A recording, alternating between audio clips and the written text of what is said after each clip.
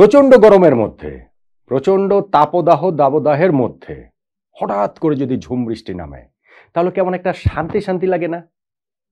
West ইন্ডিজের বিপক্ষে বাংলাদেশ যে ওয়ানডে সিরিজ জিতলো, তাতে করে আমাদের সবার মধ্যে ওরকম একটা শান্তি শান্তি ব্যাপার এসেছে, একটা স্বস্তির ব্যাপার এসেছে। এবং সবচেয়ে বেশি করে সম্ভবত আমাদের ক্যাপ্টেন মেহেদী হাসান মিরাজের জন্য। ওয়ানডে ফরম্যাটটা একসময় বাংলাদেশের সবচেয়ে স্ট্রংগেস্ট ফরম্যাট ছিল। আমরা খুবই গর্ব নিয়ে এই কথাটা বলতাম, এবং ওয়ানডেতে বাংলাদেশ পৃথিবীর যে কোনো দলকে চ্যালেঞ্জ জানাতে পারে, অতীতে বিভিন্ন সময় জানিয়েছে।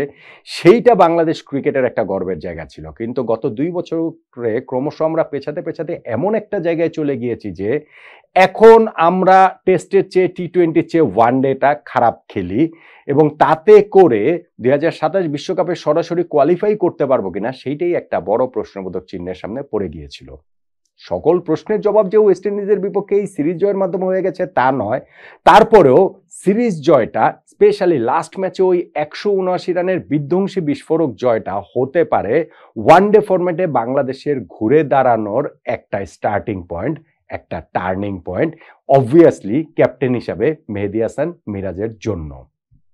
মিরাজ এই একটা সিরিজ জয়ে খুব ভালো যে ক্যাপ্টেন হয়ে গেছেন তা নয়, কিন্তু এই ফরম্যাটটাতে বাংলাদেশের ঘুরে দাঁড়ানোর উপলক্ষের কথা যেমন বলছিলাম এই সিরিজটা থেকে, ঠিক তেমনিভাবে ক্যাপ্টেন মিরাজের ক্ষেত্রে ওইটা আসলে সত্য, প্রচন্ড রকমের সত্য। আর এইটা আমরা কে না জানি যে খারাপ সময়ই ভালো ক্যাপ্টেন তৈরি করে। সো বাংলাদেশ ক্রিকেটের এই খারাপ সময়টাতে ওয়ানডে ফরম্যাটে মেহেদী হাসান মিরাজকে কি আসলে ভালো ক্যাপ্টেন হিসেবে তৈরি করবে কিনা, তার পেছনে অতীতে কিন্তু উদাহরণ রয়েছে, তার মেন্টরদের উদাহরণই আছে। ওয়ানডে ফরম্যাটে মিরাজের ক্যাপ্টেন্সি পাওয়াটা ছিল ভীষণ রকম নাটকীয় এবং বিতর্কিত। শ্রীলঙ্কার বিপক্ষে গত জুন মাসে আমরা যে সিরিজটা খেলতে গিয়েছি, সেইখানে আচমকাই মিরাজকে ওয়ানডে ফরম্যাটের ক্যাপ্টেন ঘোষণা করা হয়। নাজমুল হোসেন শান্ত ওয়ানডের ক্যাপ্টেন্সিটা কন্টিনিউ করবেন সেটা প্রত্যাশিত ছিল, শান্তর নিজের কাছেও প্রত্যাশিত ছিল। ইনফ্যাক্ট দল শ্রীলঙ্কা যাওয়ার আগের দিন তিনি যে প্রেস কনফারেন্স করেছিলেন, সেখানে সরাসরি কিছু না বললেও তার কথাতে বোঝা গিয়েছিল যে ওয়ানডে ফরম্যাটের ক্যাপ্টেন্সিটা বা সেই ভাবনার জায়গাটাও তার মধ্যে ভালোভাবে রয়েছে। কিন্তু বাংলাদেশ ক্রিকেট বোর্ডের ওই জায়গাটাতে তারা শান্তর সাথে প্রথমত ওই কমিউনিকেশনটাও ঠিক মতো করতে পারেননি, যেই কারণে হচ্ছে গিয়ে শান্ত ওই সিরিজ শেষে টেস্ট ক্যাপ্টেন্সিটাও ছেড়ে দিয়েছেন। মিরাজকে যে ওয়ানডে ক্যাপ্টেন্সিটা শ্রীলঙ্কা সফর থেকে স্থায়ীভাবে বাংলাদেশের দেওয়া হয়েছে। এখন এর আগে মিরাজ যে ক্যাপ্টেন্সিটা করেছেন ওয়ানডেতে, সেইটা শান্তর অনুপস্থিতিতে, একটা হচ্ছে গত বছর আফগানিস্তানের বিপক্ষে সিরিজের লাস্ট ম্যাচটাতে, তারপরে ওয়েস্ট ইন্ডিজের বিপক্ষে সিরিজের আরো 3টা ম্যাচে।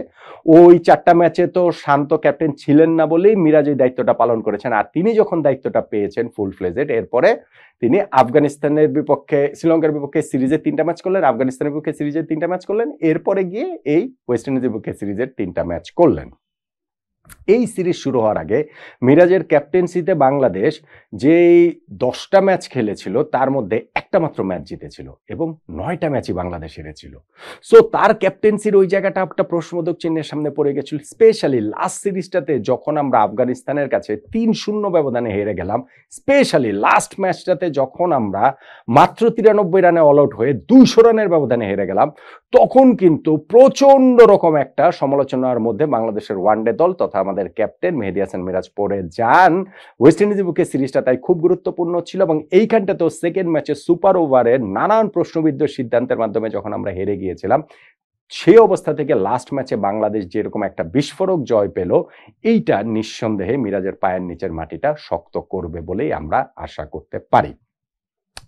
আপনি যদি এমনিতে রেকর্ড দেখেন, এখনো এই সিরিজ জয়ের পরও মিরাজের ক্যাপ্টেন্সিতে ওয়ানডেতে 13 ম্যাচের মধ্যে মাত্র 3টা জিতেছে বাংলাদেশ, 10টাই বাংলাদেশ হেরেছে। ওই যে আফগানিস্তানের সঙ্গে সিরিজে ফার্স্ট ম্যাচটা কথা, লাস্ট ম্যাচটা কথা বলছিলাম, যেটাতে শান্ত ছিলেন, ওইটাতে হেরেছে। ওয়েস্ট ইন্ডিজে 3 ম্যাচ খেলে 3টাই হেরেছে। শ্রীলঙ্কাতে যখন স্থায়ী ক্যাপ্টেন হলেন 3 ম্যাচ খেলে 1টা জিতেছে, 2টা হেরেছে। আফগানিস্তানের সঙ্গে 3টাই হেরেছে। আবার ওয়েস্ট ইন্ডিজের সঙ্গে এই সিরিজের 2টা ম্যাচ জিতেছে, 1টা হেরেছে। ফলে সব মিলিয়ে 13 ম্যাচ শেষে 3 জয় এবং 10 হার, এটা আসলে খুব ভালো কোনো কিছুর যে বার্তা দিচ্ছে ব্যাপারটা তা নয়। কিন্তু সর্বশেষ সিরিজটা যখন আমরা জিতেছি, ওই জায়গাটা থেকে একটা আশার জায়গা তৈরি হয়েছে। মিরাজ এই সিরিজ জয়ের পরে প্রেস কনফারেন্সে এসে অনেকগুলো কথাবার্তা বলেছেন এবং সেইখানটাতে তার কণ্ঠে কিছু অভিমানের জায়গাও ছিল যে হ্যাঁ ঠিক আছে যে দল যখন হারে, দল যখন খারাপ করে সেইটার দায় তো ক্যাপ্টেনের উপরেই এসে পড়ে, কিন্তু দল জিতলে সেইটা আবার পুরো টিম এফোর্ট হিসেবে বিবেচিত হয়। এইটা আসলে পারফর্মিং আর্টের নিয়ম, এইটা হচ্ছে গিয়ে ক্রিকেট ক্যাপ্টেনদের স্পেশাল, এটা ফুটবল ক্যাপ্টেনদের ক্ষেত্রে আপনি দেখবেন না, কিন্তু ক্রিকেট ক্যাপ্টেনদের ক্ষেত্রে এই রিয়েলিটিটা ফেস করতেই হয়।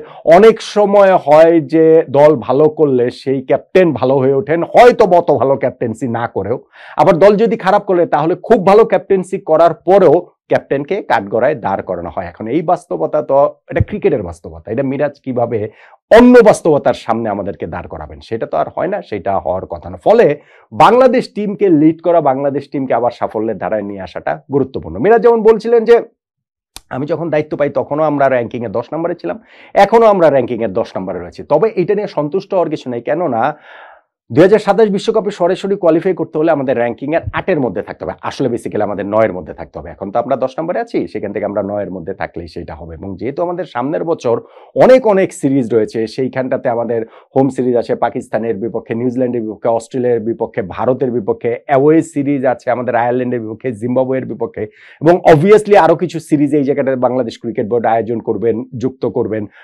আমাদের এই এফটিপির মধ্যে।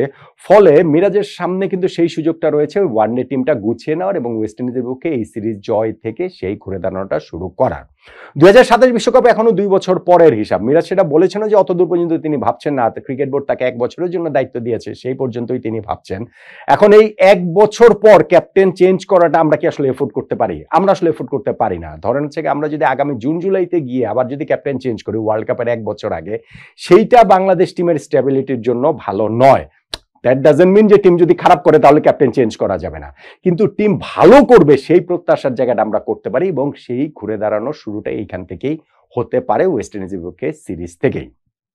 আমি যেটা বলছিলাম, খারাপ সময় ভালো ক্যাপ্টেন তৈরি করে এবং এই জন্য মিরাজের পেছনে একটা খুব খুব বড় উদাহরণ হিসেবে রয়েছেন মাশরাফি বিন মুর্তজা।